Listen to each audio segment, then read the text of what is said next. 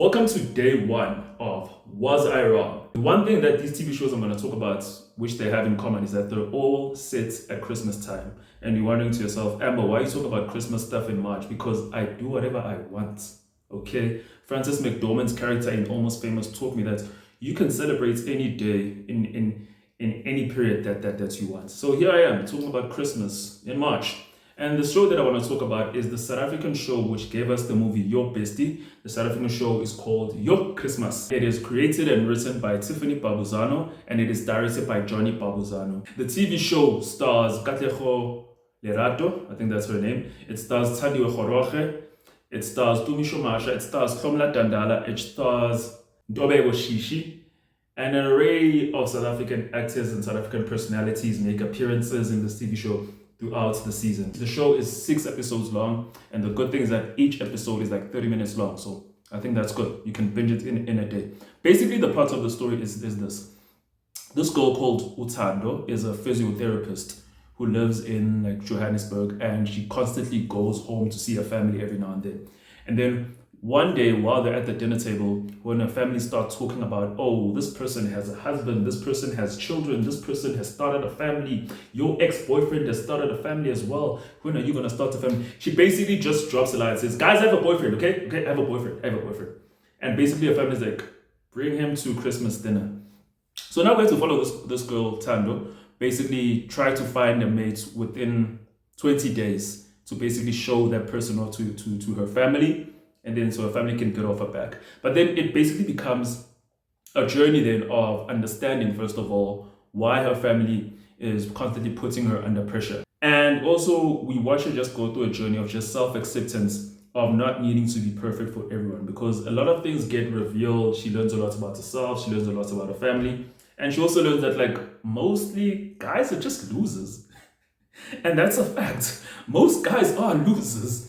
And she learns that as well. It's a very interesting and a very funny and sometimes, very relatable story of someone's experience of trying to not only find love, but trying to find their place in the world. Because a lot of the times we exist to gain the approval of certain people. That journey from wanting to gain approval from certain people to just accepting yourself as who you are, just accepting that nobody's perfect, that we all have our flaws, to get perspective on why certain people treat you a certain way or talk a certain way with you, it is something that we gradually grow into, That is what I took from the show. But I think I still don't like the way that the show is written. I think I also don't like this idea that like as long as we have Netflix in South Africa, we have to sort of make these productions that are sort of like Netflix standard. I feel like we're not making space for more interesting stories that are real, stories that we have seen. Like right now, we just had a Joburg Film Festival, and some of the movies that I saw there are phenomenal. And I wish those movies were in heavy rotation. I wish Netflix allowed us that agency to have those kind of films be shown on their platform and not try to cater to the oligarchs, Tetsarandos and friends to say, the incentive to have Netflix in South Africa is to have like a show that is very relatable that everyone else in the world can watch. So it has to meet certain standards that are related to the show that is adapted, which I'll talk about in the next video. That's just my big qualm with the show. I think it has its people. I'm not its people, unfortunately.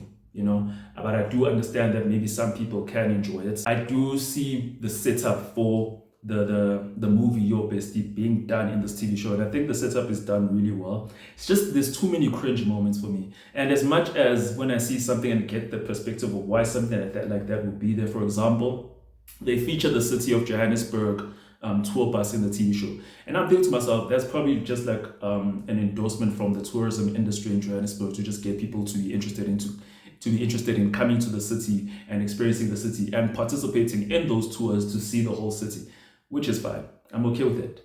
At the end of the day, movies are a business, so that there needs to be some money made. There needs to be some benefits of like some business or whatever. Otherwise, we don't really get the space to make the movies that we want to make. We don't really get the space to have the productions that we want to make. And then, less jobs for actors, less jobs for directors, and it just falls apart. I understand that these are the things that need to be done to hold the industry up. I still wish that like we're given an opportunity to just tell our own stories the way that we want to tell them, because I know we can. That's a very long-winded way to say, I thought the show was okay. I thought it was okay. I was angry at it at the time of watching it, but then over time I'm just like, I guess that's where we are for now. I hope that we are moving forward in a different direction. The Showmax thing is very scary, but let's be hopeful. But do watch the show. It is on Netflix, called Your Christmas. It has everything that I don't like about the show has nothing to do with the actors. The actors are great. They know what to do. They're meeting the assignment. P.S.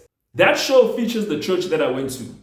Not like the church as in like the name of the church, like, oh, I'm seeing like the apostles and I went to another branch of the apostles. No, the exact church that I went to, they are featured in that show. Imagine the irony of leaving the church and loving movies and seeing the church that you used to go to being in movies. Ain't that a bitch?